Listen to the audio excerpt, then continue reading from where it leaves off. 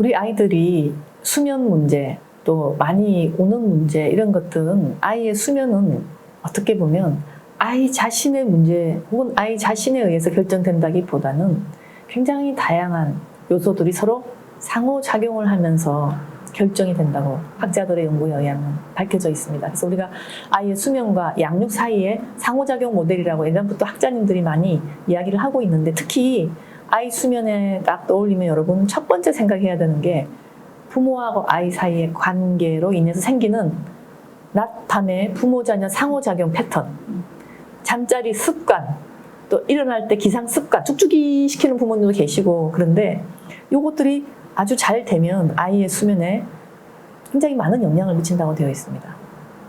그래서 이 부분을 자라게 하기 위해서 이 부모의 역할은 굉장히 크죠. 물론 아이가 자기 기질이 어떻기 때문에 이걸 특히 어려운 아이들이 있어요. 까다로운 애들 아무리 좋은 잠자리 습관 만들어주기 힘들죠. 그리고 잠잘 때 그냥 부모도 긴장이 올라서 서로 사이가 안 좋은데, 실은 어떤 까다로운 아이를 하더라도 이 부모님은 이 나이 시기에 아이들에게는 생리 기전과 울음, 수면의 외부 조절자이십니다.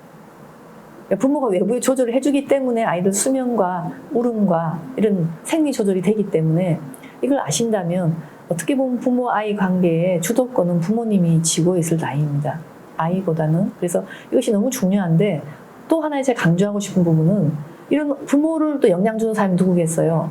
우리 사회 문화, 가치, 그다음에 사회 경제적인 요인, 심지어 가족 내에서의 어떤 역동, 이것들이 다 또 부모님들을 또 이렇게 영향을 줍니다.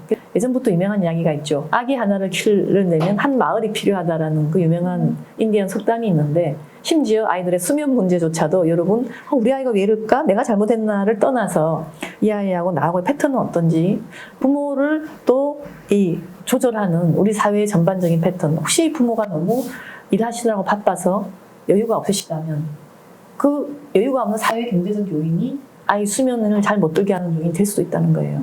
그래서 외국의 영유아 수면 클리닉에 가면 이걸 다 체크를 합니다.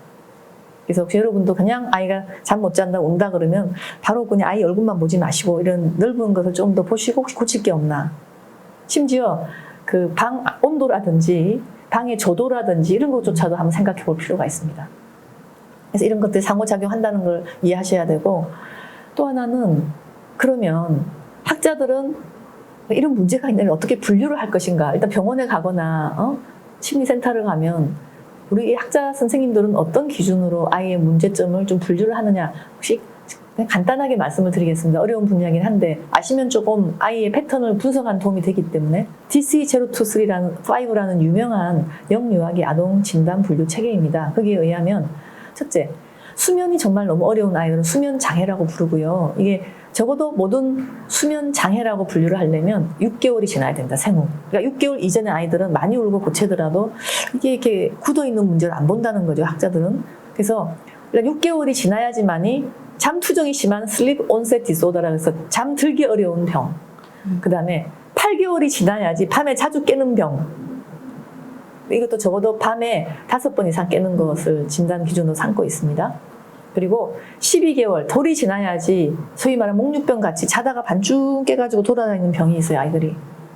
그것은 12개월이 지나야 진단하고, 또 어떤 아이들은 악몽을 꿔서 깨가지고 계속 엄마에게 무섭다고 쫓아오는 아이들이 있습니다. 그 아이들을 이제 꼭 트라우마가 아니라도 이런 수면에 악몽만 꾸는 병이 있는데, 그것도 이제 돌이 지나야지 진단을 합니다. 그리고 이런 모든 증상은 한 달 이상 지속이 돼야 되니, 그러면 여기 진단을 붙이거든요.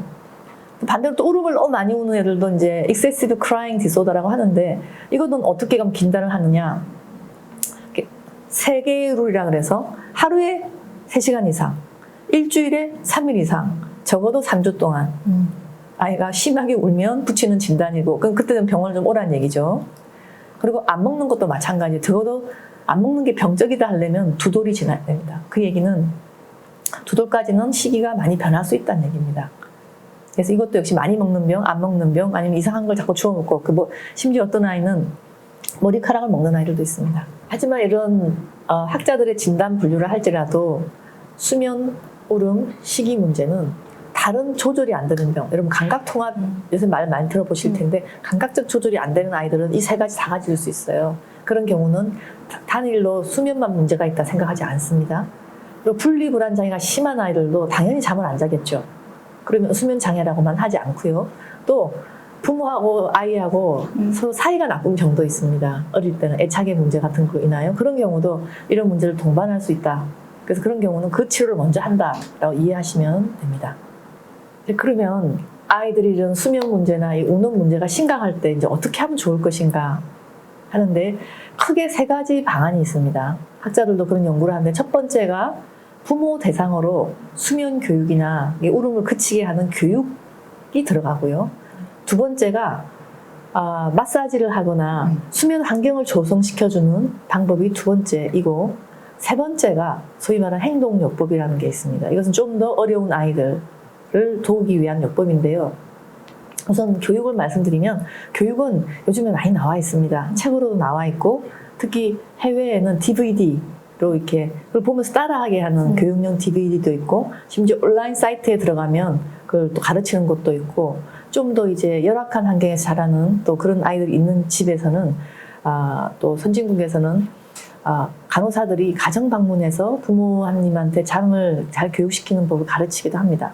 효과가 있기는 있으나 보통의 아이들에게는 크게 이걸 한 부모나 안 한 부모나 아이들의 수면 패턴은 유사하다고 하니 어떻게 보면 치료적인 효과는 약하지만 부모님들에게 도움은 될 거로 생각을 합니다. 두 번째가 이제 마사지 요법인데요. 이것도 역시 미숙아들에게 마사지를 했을 때 아이들이 잘 자라고 수면도 좋아지더라. 그 연구부터 시작을 했고요. 일반 아이들에게도 마사지를 이렇게 꼭꼭꼭 누르는 것을 자기 전에 해주면 수면이 좀 더 잘 유지가 되더라. 연구도 있고 특히 소화작용까지 개선이 된다면 자율신경계가 조금 이렇게 편안해지는 것 같아요.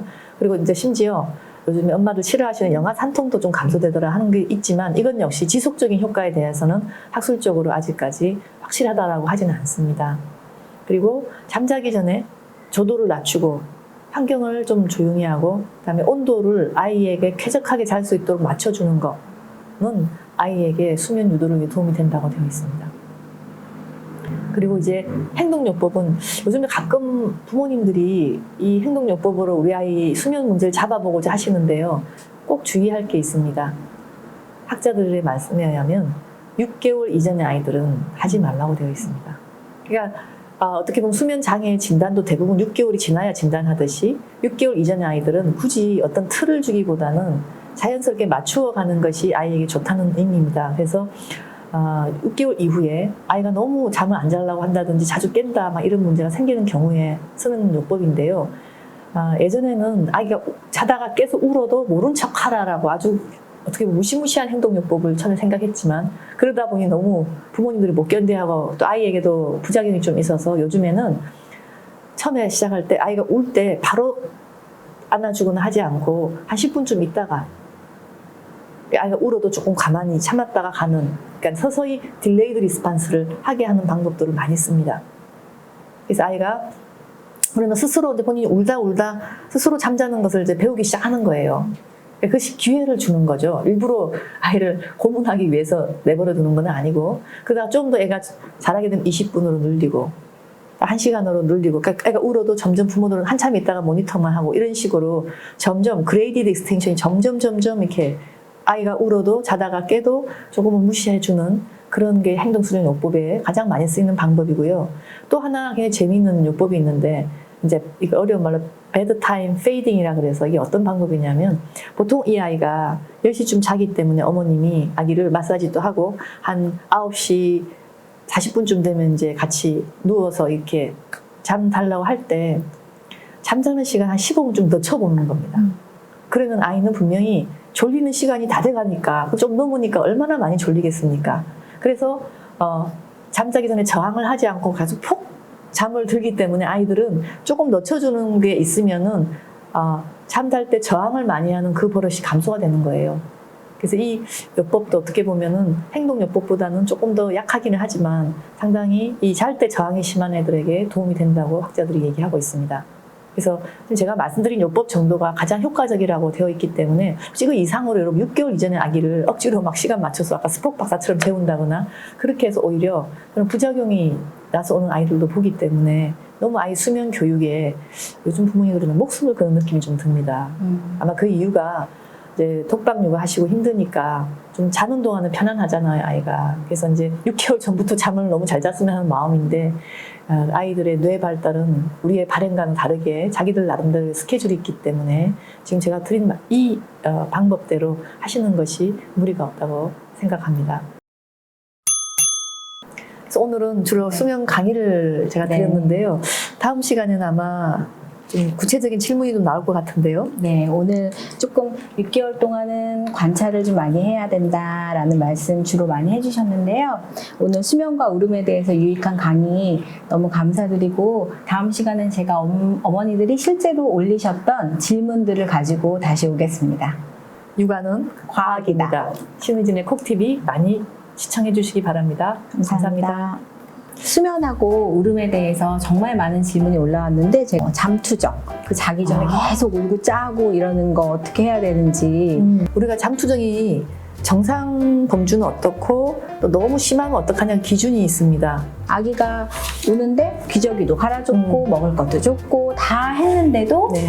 그래도 계속 울어서 정말 왜 우는지 모르겠어요. 한번 관찰을 제대로 해보시면 좋겠어요. 그러니까 일기 쓰듯이 분석하라, 적어라. 관찰해라, 기록해라.